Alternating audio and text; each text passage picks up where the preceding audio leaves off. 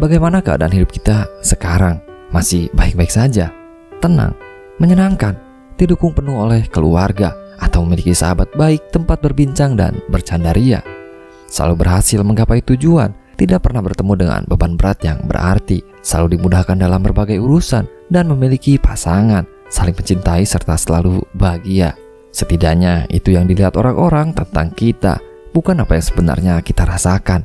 Dengan segala keinginan yang selalu diadukan dengan realita, ketidaktercapaian, kekalahan, kegagalan, bahkan ketidakpunyaan.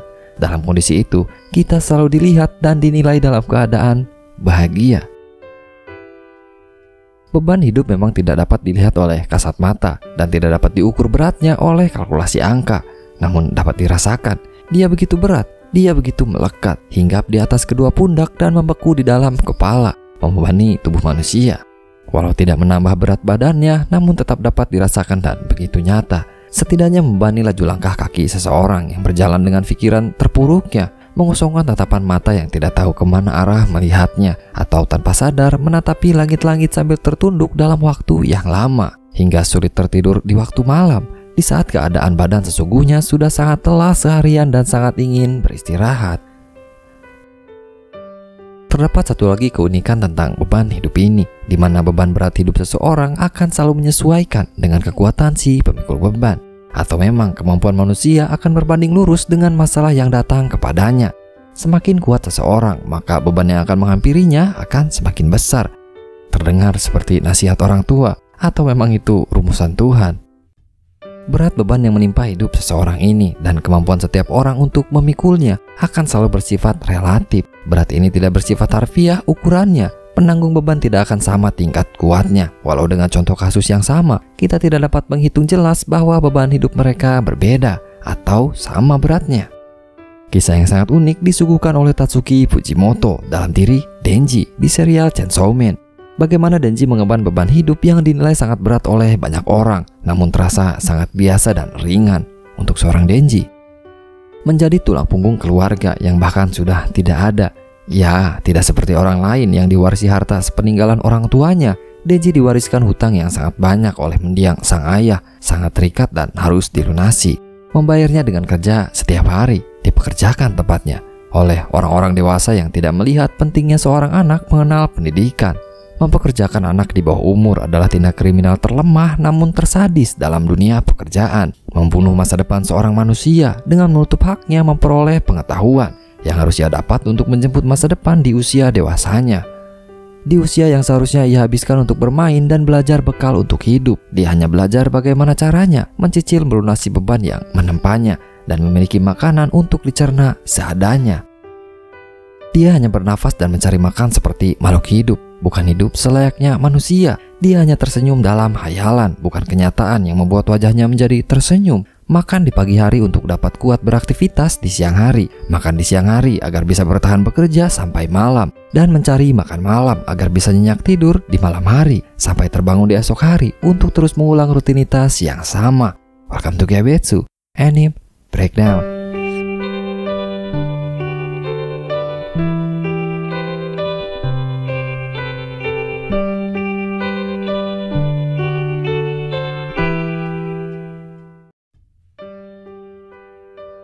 Chapter 1. Mimpi. Denji dilihat aneh untuk beberapa orang. Mengapa dia tidak memiliki tujuan hidup yang besar dan jelas dalam hidupnya? Tujuan hidupnya sangatlah aneh dan sepele, seperti ingin sarapan dengan roti berlapis selai, bermain game sambil tiduran, menikmati cemilan dan ditemani seorang wanita. Atau tujuan nyeleneh lainnya yang semakin membuat Denji terlihat aneh. Namun pantaskah kita menyepelekan mimpi seseorang? Tujuan yang sepele menurut banyak orang adalah hal yang sangat didambakan untuk segelintir orang. Kita sebagai manusia memang terbiasa dengan rasa cepat puas dan ingin selalu mendapatkan lebih, karena sensasi rasa bahagia yang akan berkurang ketika kita mencapai sesuatu untuk kedua kali atau bahkan puluhan, ratusan, dan ribuan kalinya. Kita akan selalu mencari kepuasan lain, berbeda atau meningkat dari pencapaian yang kita raih sebelumnya. Berusaha terlahir, kita meraihnya. Setelah terlahir, kita melupakan keberhasilannya. Kita dapat berjalan. Setelah berjalan, kita melupakan keberhasilannya. Berupaya mengendarai sepeda, lalu bisa dan bahagia. Setelah lama bisa, kita kehilangan kebahagiaan seperti pertama kali meraihnya. melupakan betapa bahagianya mengalahkan proses sulit sebelum mencapai keberhasilannya. Semua akan terasa biasa, bahkan untuk orang-orang yang penuh dengan pencapaian di hidupnya. Insting kita sebagai manusia yang terus berjalan menaklukkan dunia dan memuaskan keinginan. Lalu, bagaimana dengan orang yang sama sekali belum pernah mencapai hal yang kita anggap sepele? Seperti bangun tidur, mandi lalu sarapan. Adalah hal yang beribu-ribu kali kita lakukan sepanjang hidup kita, sampai kita tidak lagi menganggap itu adalah sebuah kebahagiaan dalam pencapaian. Bagaimana jika rutinitas itu adalah hal yang sangat orang lain impikan, adalah sebuah mimpi yang sangat tinggi dan sulit untuk dicapai? Seorang anak yang terbangun di pinggiran kota dengan perut yang sudah tidak tahu harus mencerna apa, dengan lantai beton dan atap jalanan yang mereka sebut sebagai rumah, untuk melangsungkan mandi dan sarapan di setiap pagi, ditemani keluarga, sangatlah terlihat seperti mimpi indah yang sulit untuk dicapai. Lalu, salahkah Denji memiliki mimpi yang sepele? Ketika memang hidup sederhana seperti orang lain adalah hal yang masih menjadi mimpi untuknya.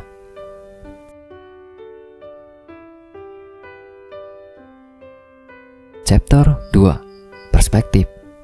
Denji terlihat hanya sedang bermain-main oleh Hayakawa Aki dalam misi pertama mereka, di mana Denji menjalankan tugas membunuh seekor majin tanpa amarah dan kebencian. Denji diceramahi tentang bagaimana semua orang bekerja dengan serius untuk bertanggung jawab, menjaga, dan membahagiakan orang-orang yang mereka sayangi. Sementara Denji tidak terlihat memiliki semangat tanggung jawab dan kecintaan itu di mata Aki. Dilema yang sangat besar digambarkan sangat apik oleh Tatsuki Fujimoto. Denji yang berjuang sekuat tenaga, bertarung mengorbankan tubuh dan nyawanya melawan seekor devil yang sangat kuat dan berupaya tidak ada korban jiwa, untuk bertanggung jawab pada ucapan janjinya kepada Power, menjaga seseorang yang berharga untuknya, berusaha membahagiakannya dan demi mencapai tujuannya. Bukankah hal itu sama dengan apa yang dimaksud oleh Aki, seorang manusia yang serius dalam menggapai sesuatu? Walau hanya berbeda tujuan, menjaga keamanan publik dari majin yang mengamuk atau dapat menyentuh dada seorang wanita. Ini bukan tentang tujuan apa yang melatar belakangi seseorang sangat serius menjalani sesuatu, tapi tentang standarisasi kesenangan mencapai sesuatu dan bagaimana kita dapat menghargainya. Selayaknya seorang tentara yang berupaya menyelamatkan seseorang agar terhindar dari medan peperangan, dan seorang ayah yang berusaha menjual habis dagangannya hari ini hanya untuk membelikan anaknya sepeda baru. Dua proses yang sama serius dengan hasil yang sama-sama luar biasa. Proses menggapai sesuatu dengan klasifikasi berbeda, namun dengan semangat dan kebahagiaan yang sama. Betapa kecilnya Aki melihat Denji saat seseorang memiliki mimpi dan tujuan dan itu semua disepelekan oleh orang lain. Akan sangat terasa sakit karena mereka mematahkan semangat, menghajar pendirian dan merendahkan sebuah kebahagiaan. Denji perlahan namun terus berputar dalam rantai yang melilitnya, rantai yang dipakaikan oleh Makima, seseorang yang menjadi manifestasi dari mimpi sempurna yang diimpikan Denji. Makima mewujudkan mimpi Denji, merasakan pelukan dari seorang perempuan setelah lelah menjalani hari, menikmati sarapan, mandi dan tidur dengan nyenyak dalam rumah yang sebenarnya, memberikan pengalaman akan sebuah keluarga. Lewat sosok Aki yang tegas dan senang melarang, namun perhatian layaknya seorang kakak laki-laki yang baik, dan Power yang tidak mau diam, susah diatur namun menyenangkan diajak bermain seperti seorang adik. Denji sudah sangat menikmati hidup idealnya, dapat menikmati semua yang ia dambakan ada dalam keseharian. Selanjutnya, apa yang dipikirkan seseorang ketika impian yang sudah tercapai sudah menjadi hal biasa. Chapter 3. Normal. Satu persatu tujuan hidup Denji sudah menjadi biasa. Kesenangan akan pencapaian hal-hal itu perlahan pudar dan menagih kesenangan lain. Lumrah seperti kebanyakan manusia, terus menginginkan lebih, dan lebih. Dia menjadi normal. Denji bukan lagi terperangkap dalam rantai kenyamanan. Dia sudah menjadi apatis atas semua yang sudah ia capai. Sudah tidak merasakan hidup bersama Aki dan Power dalam satu rumah adalah kebahagiaan yang besar. Denji menemukan Makima sebagai tujuan baru di hidupnya. Tujuan yang lebih besar dari sekedar tidur di kasur empuk, menikmati sarapan dan mandi dengan nyaman. Dan selamat datang di realitas kehidupan sesungguhnya. Denji pun mulai melupakan pencapaian sebagai sesuatu yang berharga. Dia mulai menganggap bahwa semua pencapaian itu adalah hal yang biasa setelah dia melalui itu berkali-kali dan berulang kali. Bagaimana Denji berupaya dengan keras menyelamatkan Power dari Bad Devil demi menepati janji diberikannya hadiah. Bagaimana Denji terjun dalam mulut Immortal Devil demi menyelamatkan para tim dan mendapatkan ciuman pertamanya dari Himeno.